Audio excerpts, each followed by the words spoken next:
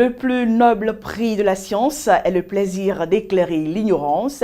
Une citation de Charles-Irénée Castel de Saint-Pierre qui encourage la recherche.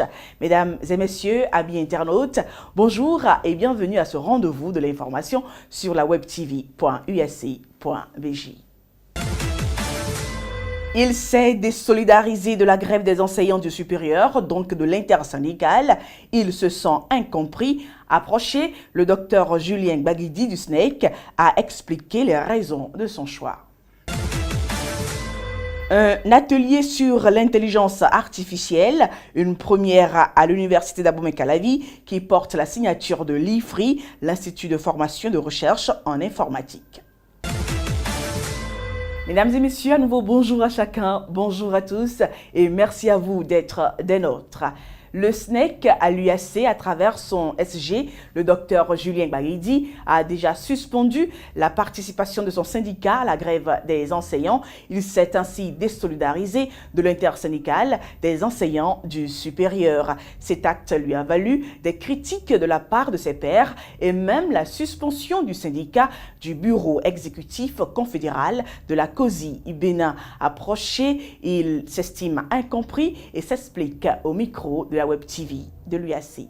Depuis le lundi surpassé, je m'étais dit qu'il était plus logique que nous continuions cette grève, étant donné que nous avons eu des avancées dans les négociations et étant donné aussi que les principales questions qui nous avaient conduits à la grève avaient été déjà évacuées. Il s'agissait de quoi? Il s'agissait fondamentalement de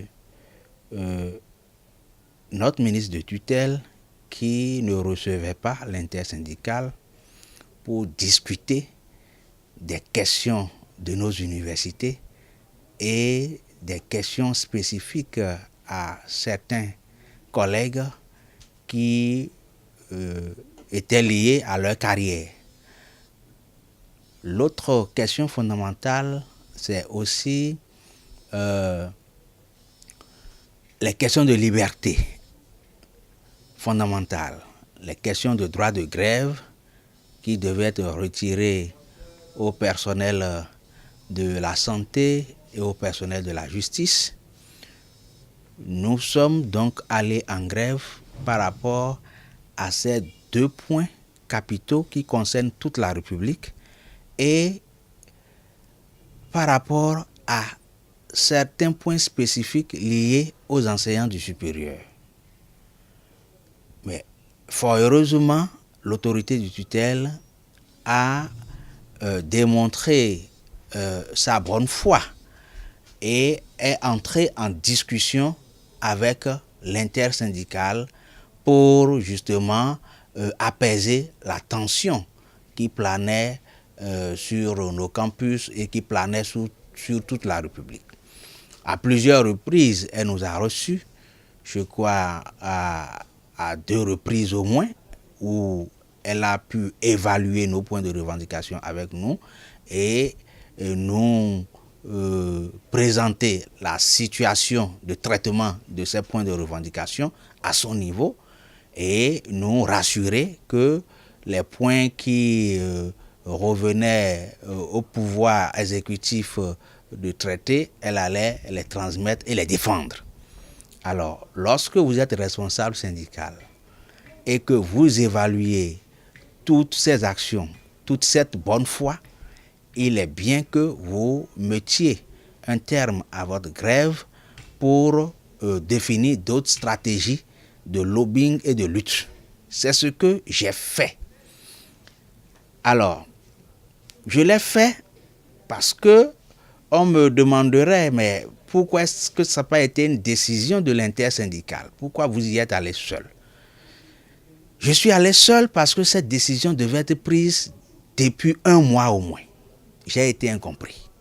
Des collègues responsables de haut niveau, militants syndicaux également, viennent vous révéler à cette avant-dernière assemblée générale qu'en réalité, il y a une majorité silencieuse des collègues qui ne veulent pas de la grève. lorsqu'on vous informe de cette façon au cours d'une assemblée générale pour dire vous constituez ici en assemblée générale une minorité, que la majorité des collègues ne sont plus pour que vous évoluez dans la grève, vous êtes obligé d'analyser autrement les données. C'est ce que j'ai également fait. Direction OUIDA, importation, distribution, législation du médicament et l'organisation du système pharmaceutique en Afrique. Ces différentes problématiques font l'objet d'un colloque international à OUIDA ouvert le lundi 26 mars 2018 à l'Institut régional de santé publique IRSP sous le couvert de l'UAC. Le dit colloque a connu la présence de nombreux experts venus du monde entier. Pendant 4 jours, ils ont discuté des enjeux actuels du médicament en Afrique. On en parle avec Baudouin Rodéon et Aïchak Chéou. Régulation, marché, santé, interroger les enjeux actuels du médicament en Afrique, c'est le thème d'un colloque qui a ouvert ses portes à OUIDA lundi 26 mars 2018 au sein de l'Institut régional de santé publique IRSP Koblan Alfred Kenom de l'Université d'Abomey-Calavi. Le colloque sera l'occasion d'analyser les médicaments, leurs modes de distribution et leurs usages en lien avec les législations et les normes biomédicales. Cela présente l'avantage pour chaque participant de tirer les enseignements de son expérience personnelle et de celle des autres et de contribuer à la réflexion qui s'est développée sous des influences issues notamment de l'économie, de l'histoire, de la sociologie et des techniques. Karine Baxerès de l'Institut de recherche pour le développement IRD en France est la cheville ouvrière de cette étude aux dimensions anthropologiques. Elle y a même consacré sa thèse de doctorat qui traite du marché informel du médicament au Bénin et sa provenance nigériane et ghanéenne. Mes premières recherches ici m'ont vite montré que du point de vue des personnes utilisatrices de médicaments comme des vendeurs, il n'était pas pertinent d'étudier uniquement, de manière circonscrite, le marché informel. Et j'ai donc mené mes recherches à Cotonou sur les offres et les usages de médicaments en général, que ceux-ci soient issus des circuits publics, privés ou informels. Pour la concrétisation d'abord de ces travaux et ensuite de cette rencontre scientifique, l'IRD a été un acteur majeur. La formation de plusieurs doctorants et autres étudiants en est une preuve. Pour l'IRD, la production scientifique d'excellence est une priorité. Le très haut niveau des communications qui vont être présentées par ces chercheurs et leurs partenaires est un témoin de cette exigence. Nombre de ces travaux donneront certainement lieu à des copublications de chercheurs du Nord et du Sud dans des revues scientifiques reconnues. Le projet GlobalMed, il faut souligner, a permis la mise en place de partenariats Nord-Sud, mais également celle de partenariats Sud-Sud. Pour le premier vice-recteur de l'UAC, l'importance de cette recherche réside en ce qu'elle est l'aboutissement des actions fusionnées de compétences diverses. La recherche devra mobiliser de nombreuses disciplines, sciences humaines, économiques et sociales, droit, sciences de la vie et de la santé, sciences exactes, statistiques, informatique et que sais-je encore. À l'occasion, Karine Baxerès a apporté quelques précisions sur l'affaire dite des faux médicaments au Bénin qui est d'actualité et a fait le lien avec les objectifs de cette randonnée scientifique. En l'occurrence, il n'est pas question de faux médicaments ou en tout cas que cette notion-là a été remise en question après. C'est-à-dire elle n'est plus utilisée aujourd'hui pour parler de l'actualité au Bénin. Donc on est quand même plus à une échelle de système économique, de système pharmaceutique, de régulation, voilà, et de compréhension de la mondialisation des marchés du médicament en termes de production, en termes de distribution. Et il me semble que l'actualité au Bénin aujourd'hui soulève justement ces questions-là, c'est-à-dire ces questions de régulation, ces questions de circulation internationale des médicaments et de la manière dont les autorités de santé, les autorités nationales encadrent cette circulation de médicaments internationale. Ce colloque international du 4 jours est réuni plus de 150 participants venus d'Europe, d'Asie, d'Amérique du Nord et de plusieurs autres pays d'Afrique. La faculté des lettres, langues, arts et communications de l'UAC, FLAC, tient du 28 au 30 mars 2018 ses premières journées portes ouvertes dont les activités ont été lancées par le directeur de cabinet du ministre de l'Enseignement supérieur. Lettres, langues, arts et communications au service du développement est le thème autour duquel ont échangé enseignants du Bénin, du Nigeria et d'autres pays de la sous-région ouest africaine. Le récit avec Baudouin Mondéon et Aïchak Chéou. Longtemps considérés comme étant des filières académiques sans avenir probant et surtout sans valeur ajoutée, les filières de la faculté des lettres, langues, arts et communications FLAC de l'UAC participent pourtant de l'essor économique du Bénin. Et c'est cela que s'attelle à démontrer enseignants et autorités de la dite faculté à la faveur de l'organisation d'un colloque international qui a pour thème lettres, langues, arts et communications au service du développement d'une nation.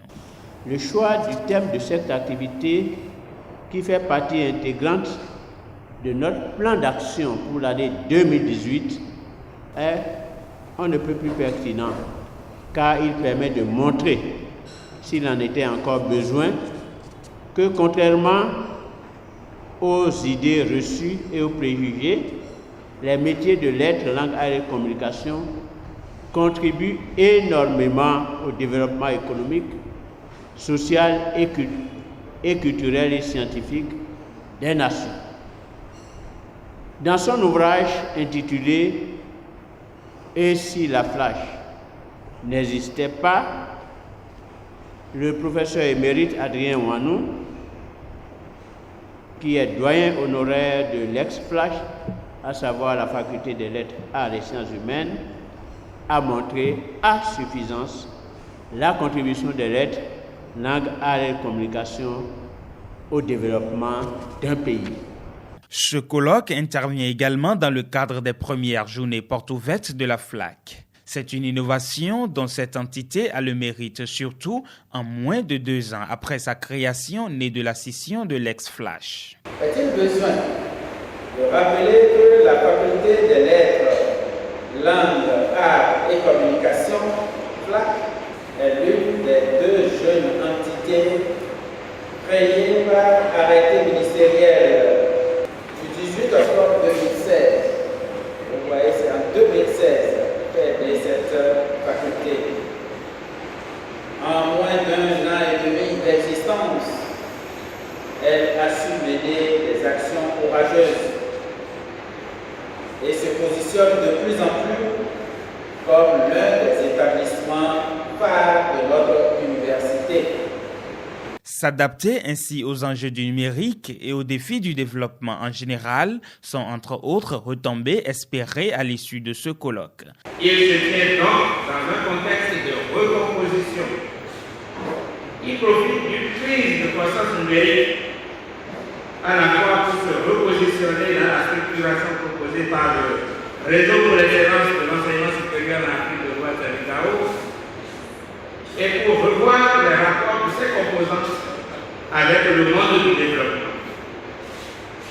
Mais il se tient aussi dans un contexte de crise, peut-être dû à une vision parcellaire et nombriliste du développement, prise à laquelle le colloque doit contribuer à trouver une solution par le dialogue entre les langues et les cultures dans une communication de transparence absolue.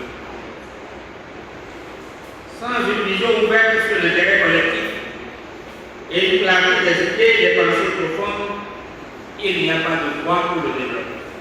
La richesse des communications au menu de ce colloque qui dure 3 jours et la qualité des participants venus de divers horizons augurent d'un succès scientifique certain. Mesdames et messieurs, je l'annonçais dans les titres, une première à l'université d'Abomey-Calavi dans le domaine informatique. Il s'agit d'un atelier sur l'intelligence artificielle. La rencontre s'est déroulée le samedi 24 mars et a réuni plusieurs partenaires, les étudiants et les enseignants. Une rencontre d'une journée qui aura permis d'asseoir les bases d'un réel engagement dans le monde de l'intelligence artificielle et numérique. Tout concourt à nous pousser à croire que l'ère de la domination des intelligences artificielles est arrivée. Le premier vice-recteur chargé des affaires académiques à l'UAC, en prononçant ces mots, se pose une question fondamentale. L'intelligence artificielle, est-ce un progrès ou un cauchemar? Une interrogation qui suscite plusieurs types de réponses selon les profils. Mais tous s'accordent à prendre des dispositions pour ne pas que subir les revers de l'évolution du monde dans le domaine de l'informatique et du numérique. La réalité est que nous avons plusieurs produits qui font usage des algorithmes d'intelligence artificielle. Des systèmes intelligents voient de plus en plus le jour avec parfois des inquiétudes. Cet atelier d'une journée vise non seulement à créer un creuset d'échange, mais aussi à mettre en place une communauté autour de l'intelligence artificielle. À l'université d'Abomey-Calavi, des travaux sont effectués dans le domaine dont le traitement automatique de la parole et la reconnaissance faciale, d'où les mots d'encouragement de l'autorité. L'intelligence artificielle est actuellement un grand chantier expérimental où se croisent des universitaires, des milliers d'ingénieurs et des professionnels. Et c'est dans ce cadre que le laboratoire de recherche en sciences informatiques et applications de l'université d'Abomey-Calavi et Machine Intelligence for You organise ce premier atelier. En initiant cette rencontre sur l'intelligence artificielle, le laboratoire de recherche en sciences informatiques et applications et l'Institut de formation et de recherche en informatique, en collaboration avec des partenaires, veulent impliquer tous les universitaires à prendre conscience des impacts du numérique dans tous les secteurs d'activité. L'intelligence artificielle comme thématique fait peur, mais attire avec des applications dans presque tous les domaines de la vie, comme la médecine, les finances, l'agriculture, le sport, etc. Elle ne laisse donc aucun individu indifférent face à ces progrès. L'avenir de notre monde en dépend et nous pouvons dire que l'intelligence artificielle a de beaux jours encore devant elle avec des applications qui nous facilite la vie sans pour autant occulter des inquiétudes. Une dizaine de communications, la remise de prix aux gagnants du jeu d'intelligence artificielle et des sections ont meublé la rencontre qui est à sa première édition. D'un atelier à un autre, celui-ci est une formation aux méthodes de préparation et de rédaction d'un plan d'orientation stratégique. Les responsables à des postes cibles de l'École nationale d'économie appliquée et de management en sont bénéficiaires grâce à un partenariat avec l'Agence universitaire de la francophonie AUF et le soutien du rectorat. La rencontre de 3 jours a démarré le mercredi 28 mars 2018 au campus numérique francophone de l'UAC. Un expert, le professeur Moustapha Benmouna, physicien de formation, a en charge d'accompagner de façon technique l'ENEAM à avoir son plan d'orientation stratégique. Il est devenu inconcevable pour les établissements du supérieur de ne pas avoir leur plan stratégique. La rédaction des plans stratégiques est devenue une action courante dans toutes les universités à travers le monde. Et je remercie en particulier l'AUF qui a pris dans le cadre de son plan stratégique justement d'encourager les universités, notamment africaines et francophones en général, d'établir leur plan stratégique.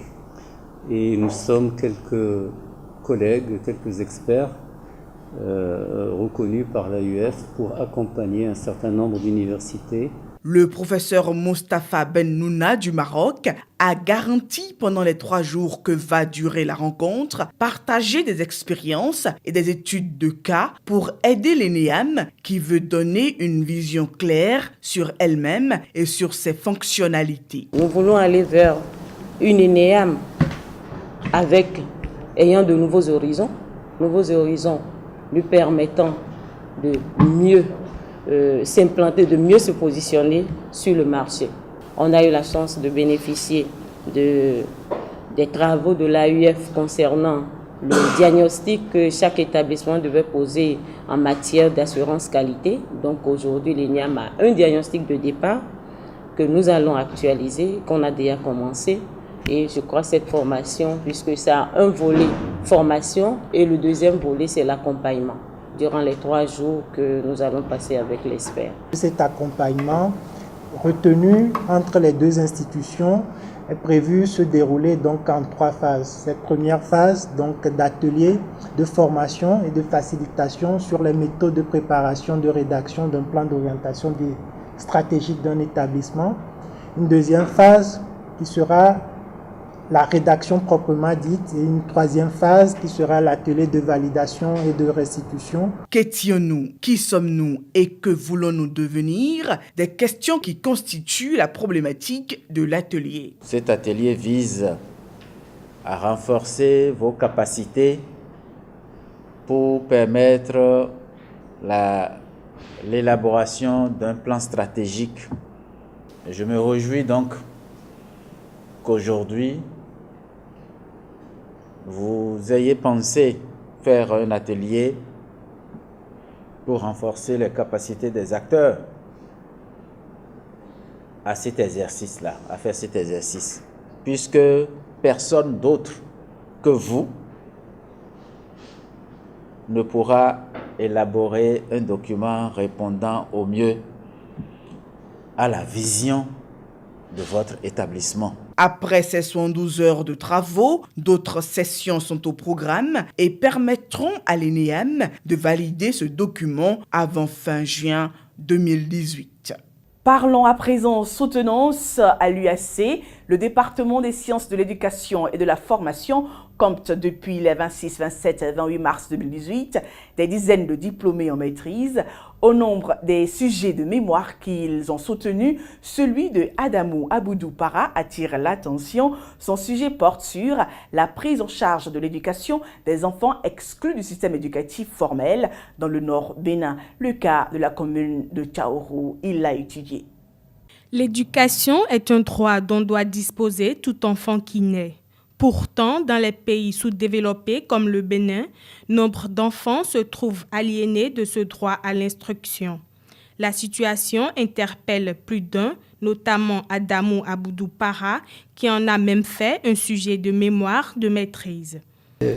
Un sujet qui porte sur l'actualité, sur le constat, et qui est que dans certaines de nos localités, on a beaucoup de ces enfants de 9 à 15 ans qui se sont vus exclus du système, exclus par rapport aux difficultés que les parents ont pour les maintenir ou bien même pour les y envoyer.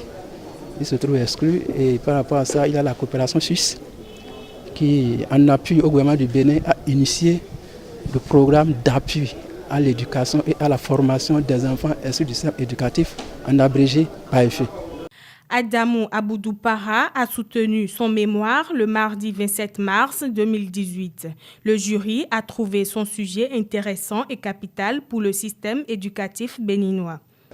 L'école doit être le lieu de la socialisation par excellence, de la scolarisation, le lieu où on forme des citoyens d'une nation, d'un peuple, d'un pays. Et si le lieu où on apprend à accéder aussi à la culture intellectuelle, morale, etc. Si l'école reste, disons, un lieu auquel tous les fils et toutes les filles d'un pays ne peuvent pas accéder, cela pose un problème. Et c'est une triste réalité. Donc il y a malheureusement des enfants de cette tranche d'âge qui ne peuvent pas ou continuer à aller à l'école pour diverses raisons. Et il y en a qui n'ont même pas accès à l'école. Donc se pose clairement et de façon intéressante la problématique de leur prise en charge. Et donc l'intérêt de cette recherche menée par l'Impétran se trouve là. Donc c'est une manière de contribuer à à l'humanisation de ces jeunes, à leur formation, à leur instruction et une manière de participer à leur devenir, les aider à construire leur devenir autrement que par le chemin classique de l'école. Le jury lui a accordé la mention bien avec la note de 15 sur 20. L'impétrant en est heureux. Bon, disons que nos sentiments sont des sentiments de satisfaction. Satisfaction parce que nous avons quand même constaté que le jury a eu, en fait, disons, a apprécié d'une certaine manière notre travail. Toutefois, il y a eu quand même des insuffisances qu'ils ont relevées et nous promettons quand même prendre en compte leurs observations pour améliorer le document. De tels sujets sont la preuve que l'éducation à la base est aussi une préoccupation pour les universitaires d'Abomey-Calavi. Yuan Jianli est et doit être un exemple pour tout jeune Africain. Ce Chinois de 27 ans, précédemment enseignant volontaire à l'Institut Confucius de l'UAC, a parcouru pendant toute une année, et ceci à vélo, la distance Bénin-Chine. Après cette aventure, il est cité en exemple et les œuvres photographiques qu'il a pu réaliser sur la route sont en exposition au Centre culturel chinois du Bénin. 7000 km en tout, 16 pays parcourus à vélo entre Cotonou au Bénin et Urumqi à l'ouest de la Chine, ceci en 360 jours. Le jeune chinois, le vendredi 23 mars, dans ce centre culturel, est porté en triomphe. C'est un exemple pour les jeunes, surtout pour les jeunes. Et aussi, en fait, je veux peut-être dire qu'il y a en fait des coins touristiques en Afrique et que si peut-être des touristes viennent de l'extérieur, il faut savoir en fait que nous-mêmes aussi, par où il a passé, je veux bien. Je suis africain, je suis béninois-africain et je ne connais pas ça. Vous voyez, je ne connais pas ces endroits. J'ai bien envie en fait de faire ce qu'il a fait. De son voyage, il a rapporté des centaines de photographies. Quelques-unes en exposition au Centre culturel chinois relatent les méandres qu'il a dû surmonter et les bonheurs qu'il a vécus. Pour l'enseignant d'université, Dr Guillaume Moumouni, ce jeune prodige est une source d'inspiration. L'Afrique, c'est aussi quelque part où nous pouvons nous rendre, quelque part que nous pouvons visiter en toute tranquillité et dans la paix. C'est un signal fort qu'il a lancé à la jeunesse. Et je voudrais, par ma petite voix, encourager cette jeunesse à prendre exemple sur lui, qu'il soit le modèle pour chacun, parce que moi, enseignant, il est déjà mon modèle. Ma connaissance géographique de l'Afrique est livresque, mais lui, il est allé au-delà de la connaissance théorique livresque pour pratiquer véritablement cette géographie. Et c'est à cela que je voudrais convier chacun de nous. De l'Afrique, passant par l'Europe pour chuter en Asie, à l'ouest de la Chine, le jeune homme, à chaque occasion, communiquait sur une plateforme ses positions. Mieux, ce challenge qu'il s'est fixé lui a permis de récolter des fonds et de fournir aux habitants de Nipuni, dans la région de Banikwara, de l'eau et des panneaux solaires. Lors de cette belle aventure, j'ai pu lever $16,000 pour aider la communauté du nord du Bénin à Nipuni. Je leur avais même promis de le faire avant de commencer mon voyage. Il y a 3 jours, nous avons déjà terminé le projet pour une vie meilleure. Les habitants de Nipuni n'auront plus besoin de marcher des kilomètres pour trouver de l'eau et charger leur téléphone. Réaliser ce projet a donné un très grand sens à mon voyage. Pour le conseiller économique et commercial de l'ambassade de la Chine au Bénin, cette expérience renforce l'esprit d'ouverture et l'amitié entre l'Afrique et la Chine. J'ai insisté sur l'organisation de cette soirée pour le montrer justement au grand public cet esprit d'ouverture. Bien sûr, ça incarne aussi l'amitié entre les Africains et les Chinois. Si le 5 septembre 2016, où il a démarré son parcours, il pesait 70 kg, un an après, il faisait 75 kg. Pour dire, selon lui, qu'il a été accueilli tout le long du périple par des familles hospitalières. Mesdames et messieurs, chers fidèles amis, nous sommes à la fin de ce condensé de l'actualité à l'université d'Abomey-Calavi. Sadas de Guénovo, Aïchak Chéou et leurs équipes de techniciens ont assuré la partie réalisation et production de ce journal. Merci à eux, merci à vous aussi pour votre fidélité. Retrouvez Baudouin Roudéon à partir de la semaine prochaine.